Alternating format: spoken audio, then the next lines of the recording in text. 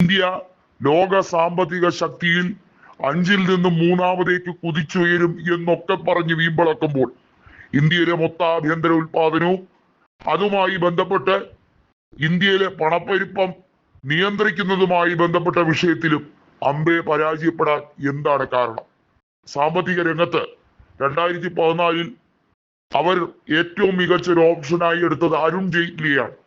അരുൺ ജെയ്റ്റ്ലി ആയിരുന്നു 1-ാം മോദി മന്ത്രിസഭയിൽ ധനകാര്യ വകുപ്പ് കൈകാര്യം ചെയ്തിരുന്നത് എങ്കിൽ ക്രമേണ അരുൺ ജെയ്റ്റ്ലിയുടെ അഭാവത്തിൽ സാമ്പത്തിക വകുപ്പിനെ പടുകുഴിയിലേക്ക് ആഴ്ത്തിക്കെട്ടുകയാണ് നിർമ്മലാ സീതാരാമനും അവരുടെ ഏറാമൂളികളും ചെയ്തിരിക്കുന്നു. അതായത് എന്തും നിർമ്മല പറയുന്നത് ശരിയാണ് എന്ന് തലകുലുക്കുന്ന കുറെ സെക്രട്ടറിമാർ, അവരെല്ലാ രീതിയിലും പറയുന്നത് മുഴുവൻ പൊള്ളയായ വർത്തമാനങ്ങൾ.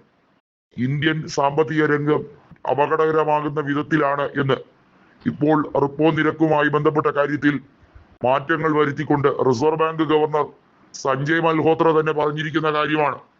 നോക്കൂ, ഇന്ത്യൻ സാമ്പത്തിക രംഗം പൊളിഞ്ഞടുങ്ങിക്കൊണ്ടിരിക്കുന്നു എന്ന യാഥാർത്ഥ്യം മറച്ചു പിടിച്ചുകൊണ്ട് GST-യിൽ വലിയ ഇളവുകൾ കൊണ്ടുവരുന്നു.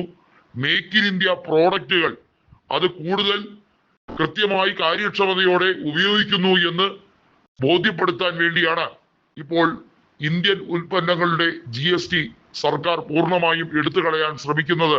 ഇതുവഴി നിത്യോപയോഗ ഉൽപ്പന്നങ്ങളുടെ വില കുറയും. അങ്ങ് തട്ടിവിടുകയാണ് നരേന്ദ്രമോദി. യഥാർത്ഥത്തിൽ GST-യിലെ പല കള്ളക്കളിയും കൃത്യമായി അറിയുന്നവരാണ് ചാർട്ടേഡ് അക്കൗണ്ടൻസും ടാക്സ് പ്രാക്ടീഷണേഴ്സും എല്ലാം. ഇതിനകത്ത് കേന്ദ്രവും അതുപോലെ തന്നെ സംസ്ഥാനങ്ങളും തമ്മിലുള്ള ഒരു അഡ്ജസ്റ്റ്മെന്റ് അത് ഏറ്റവും മികവാർന്ന രീതിയിൽ നടത്തുന്നത് ഉത്തർപ്രദേശും മഹാരാഷ്ട്രയിലും ഒക്കെയാണ്.